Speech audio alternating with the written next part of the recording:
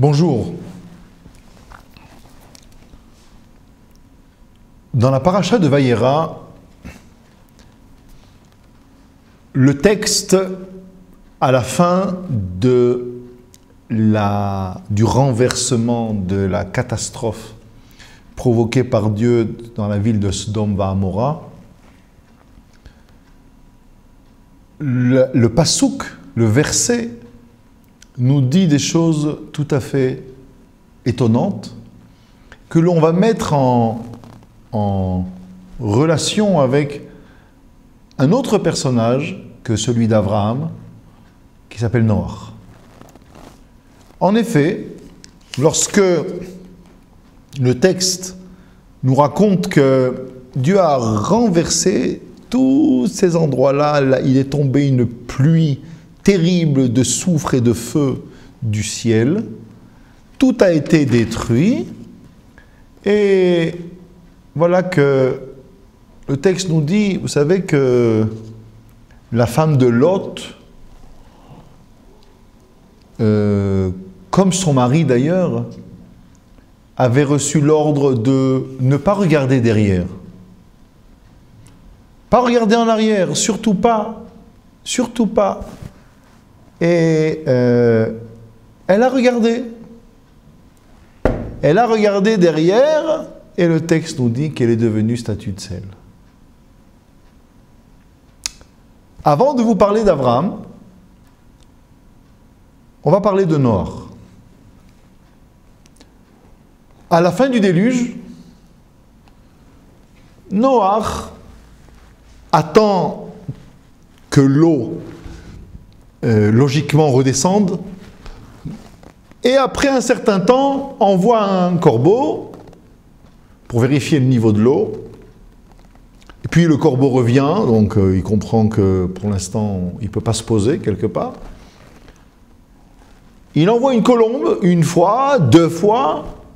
Quand la colombe revient avec une branche d'olivier dans la bouche, il comprend que le moment est venu d'ouvrir la porte de l'arche.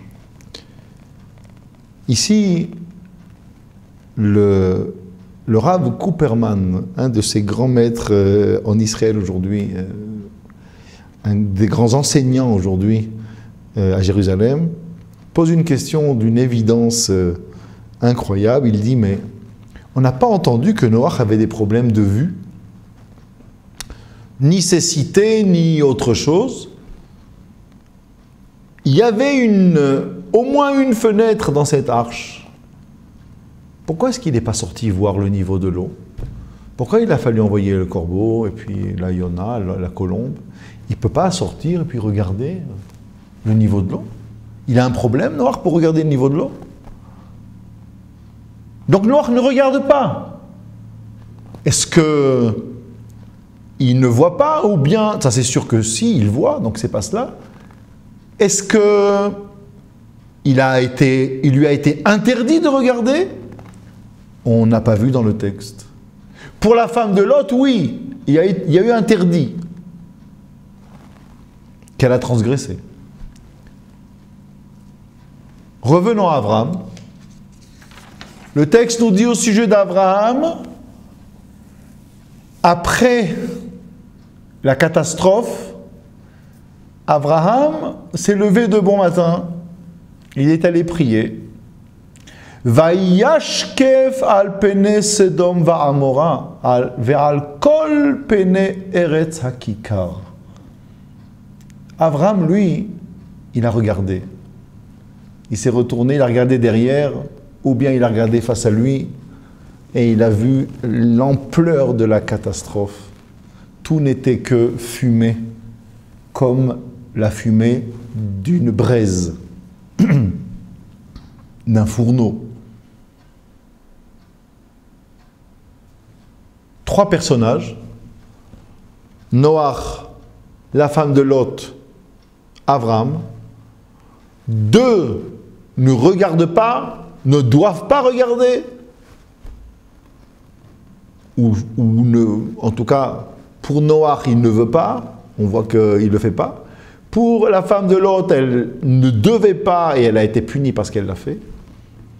Et Abraham, lui, il regarde et personne ne lui reproche rien pour avoir regardé.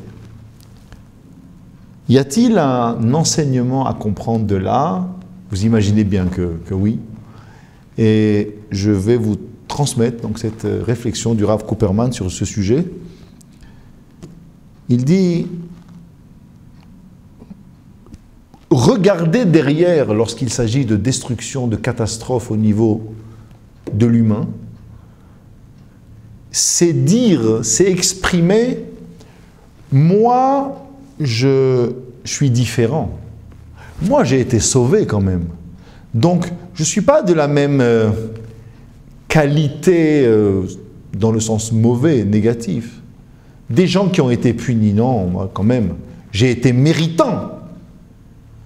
Regardez derrière, c'est cela. C'est quelque part ce sentiment-là de dire « Ah, ils n'ont pas volé. Eux, vraiment, ils n'étaient pas fréquentables. »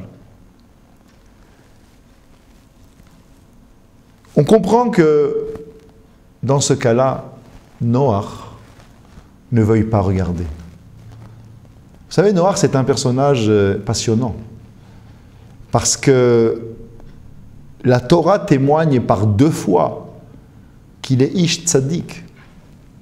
Une fois au début du texte, au début de la paracha, une autre fois à la sortie de l'arche, à l'entrée aussi. Dieu lui dit, mais toi tu es tzaddik.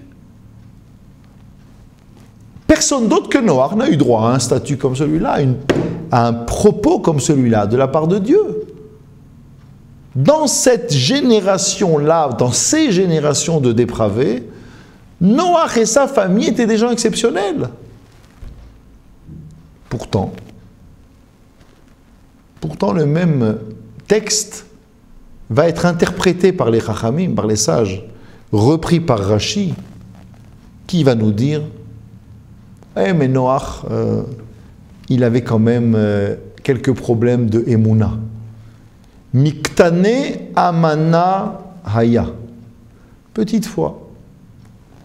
Une petite foi, ça veut dire, nous expliquera un des grands maîtres du judaïsme français, de la deuxième partie du XXe siècle, le Rav Gershon Lippmann disait, on apprend ici, loin de nous l'idée de juger Noach, mais on apprend ici que quel que soit le niveau de tzedek ou du tzaddik, à partir du moment où on donne, eh bien on reçoit aussi.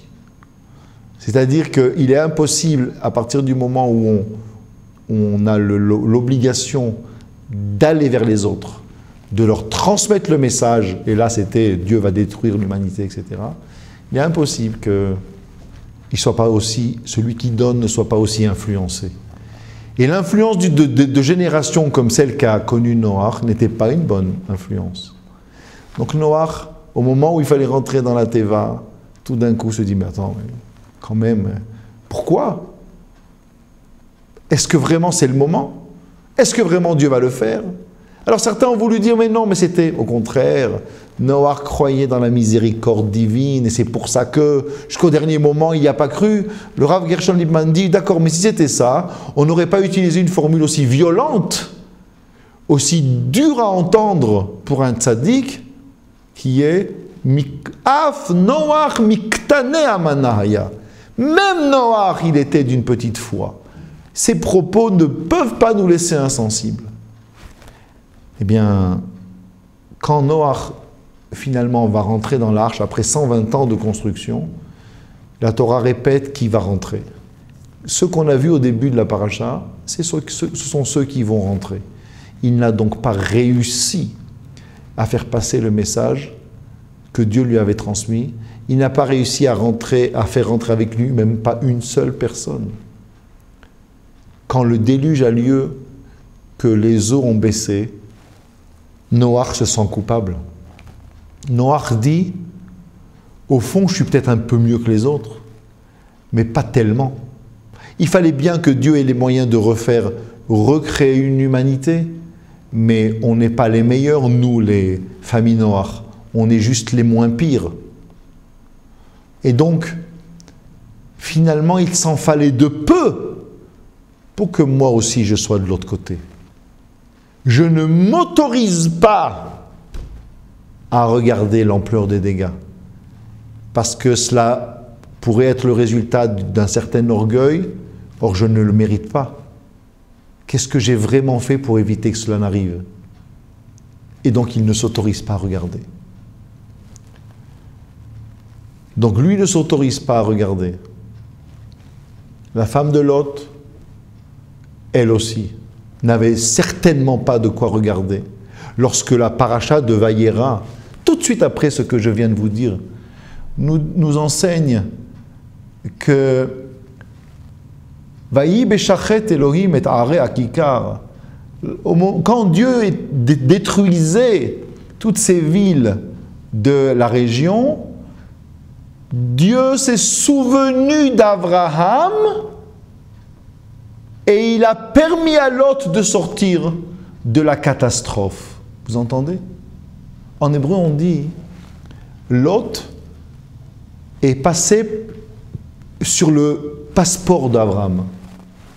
Le passeport. Est-ce que lui avait un mérite propre? Certainement pas. Depuis qu'il était parti vivre avec ces gens à Sodome, il avait laissé tomber son oncle qui partait vers la Terre Sainte. Il a perdu toute sa spiritualité, il a fréquenté ces gens-là, tout ça pour un peu plus d'argent, pour quelques dollars de plus. Il a tout perdu. Et même ce qu'il avait accumulé comme richesse, il ne l'a pas pris de justesse. Il est sorti vivant, lui et sa femme. Donc, ni Noach, à sa façon à lui, pour ses raisons à lui, ni Lot, ni sa femme n'avaient le droit de regarder. Lot n'a pas regardé, sa femme n'a pas pu s'en empêcher. Abraham, lui, va regarder. Mais on est sûr qu'Abraham ne regarde pas avec ce regard dont nous parlions tout à l'heure, de celui qui est auto-satisfait et qui va dire oui mais moi, pas du tout.